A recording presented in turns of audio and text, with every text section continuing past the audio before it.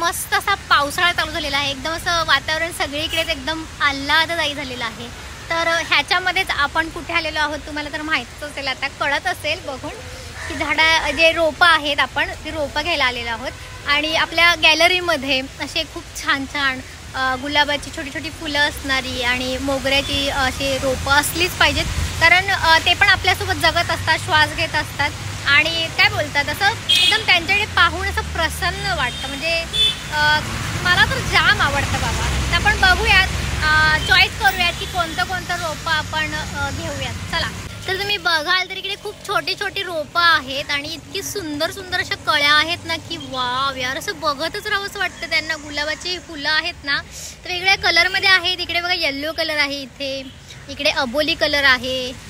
मला पण खूप म्हणजे मोगरा आणि गुलाब माझं प्रचंड आवडीच्या गोष्टी आहेत ह्या. म्हणजे असं खूप वाटतं की असं वाटतं सगळंच रोपं आपल्या गॅलरीमध्ये हवेच आहेत. तर एवढे सगळं त्यांच्याकडे व्हरायटी आहे. त्याच्यानंतर छोटी छोटी फुलं असणारे सुद्धा रोपं आहेत बघा. त्याच्यानंतर बरेच असे तुम्ही कुंड्याशा लावू शकता वरती. एवढं सगळा स्टॉक आहे. पण मला आवडतं ते म्हणजे मोगऱ्याची रोपं, जे एकदम छोटी छोटी असतात आणि घरामध्ये बघा सुगंध पसरत असतो असा. हे बघा, आणि असे छोटे छोटे कळ्या आलेले आहेत आणि आपण असे कळेवालेच घेणार आहोत. तर स्पेशली मला आवडणारे रोपं म्हणजे गुलाब, ते पण असा रेड रोज, एकदम असा काय म्हणतात असं कलर बघूनच असं फ्रेश वाटतं यार, एकदम असं प्रसन्न. आणि त्याच्यानंतर मोगरा का असायला हवा, तर मोगऱ्याचा जो सुगंध असतो ना तो आपल्या घरामध्ये पसरतो आणि खूप त्याची छोटी छोटी फुलं खूप छान वाटतात म्हणजे. आणि तुळस तर आपल्या हिंदू धर्मामधली अतिशय काय बोलतात तिला धार्मिक महत्त्व आहे, सायंटिफिकली महत्त्व आहे. त्याच्यामुळे तुळस ही तुमच्याकडे असायलाच पाहिजेत. त्यामुळे माझ्या सगळ्या पब्लिकने जे पण माझे व्हिडिओ बघतात त्यांना सगळ्यांना माझ्याकडून हे एक रिक्वेस्ट म्हणा की तुम्ही ह्या पावसाळ्यामध्ये एकतरी झाड लावा. कारण झाडे लावा झाडे जगवा हा जो उपक्रम आहे तो पण आपण ह्यावेळेस थोडा राबूयात. कारण ग्लोबल वॉर्मिंग वाढलेलं आहे. तुम्हाला माहिती आहे प्रचंड उन्हाळा कसा असतो आणि हे सगळं ऋतूचक्र निसर्गाचं सगळं असं बदलून गेलं आहे जस्ट बिकॉज ऑफ आवर झाडे आपण कट करतो. त्याच्यामुळे हे सगळं प्रकार वाढलेले आहे. त्यामुळे ज्यांना जेवढं जमेल तेवढं पॉसिबल आहे त्यांनी झाडे लावा.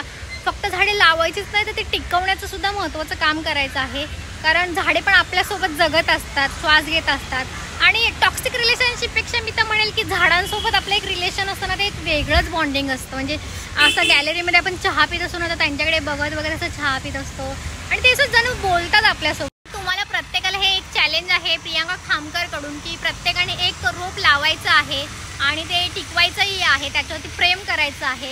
इतर नको त्या व्यक्तींवरती प्रेम करण्यापेक्षा मी पण म्हणेल की झाडांवरती प्रेम करा. ते नक्कीच आपल्यासाठी फायदेशीर आहेत आणि आपलं प्रेम ते कधीच वाया जाऊ देत नाही.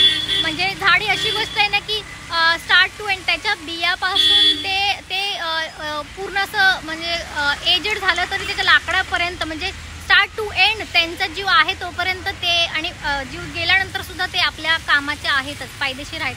त्याच्यामुळे सगळ्यांना माझं चॅलेंज आहे की तुम्ही झाडे लावा, झाडांवर प्रेम करा आणि प्रत्येकाने झाडं लावून मला सांगायचं आहे कोणतं रोप लावलं आहे आणि जमल्यास फोटोही पाठवा. आपण तो शेअर करूयात आपल्या चॅनलवरती. सो प्रियांका खामकरचा हा उपक्रम तुम्ही राबवणार आहेत. यंदाच्या पावसाळ्यामध्ये झाडे लावा, झाडे जगवा आणि झाडांवरती खूप खूप प्रेम करा. ठीक आहे. तर चला आपण आपल्या गॅलरीसाठी ही एवढी रोपं घेतलेली आहेत. तर चला आपण आता मस्त गॅलरी सजवूयात. चला. हिरवी झाडे, हिरव्या वेली, पान फुलांवर प्रेम करा. ही तर आपुली मित्रमंडळी, नित्य तुम्ही हे ध्यानी धरा.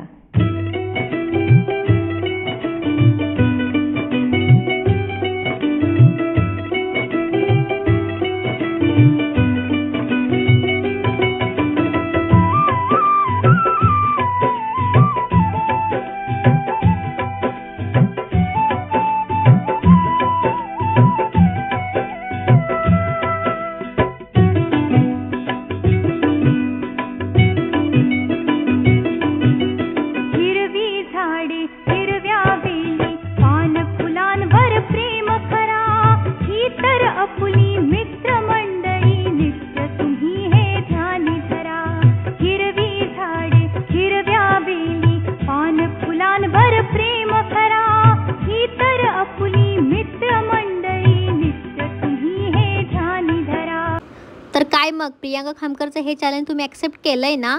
तुम्ही तुमच्या गॅलरीमध्ये कोणतं रोप लावलं आहे ते मला नक्की कळवणार आहात काय? हो हो हो नक्की.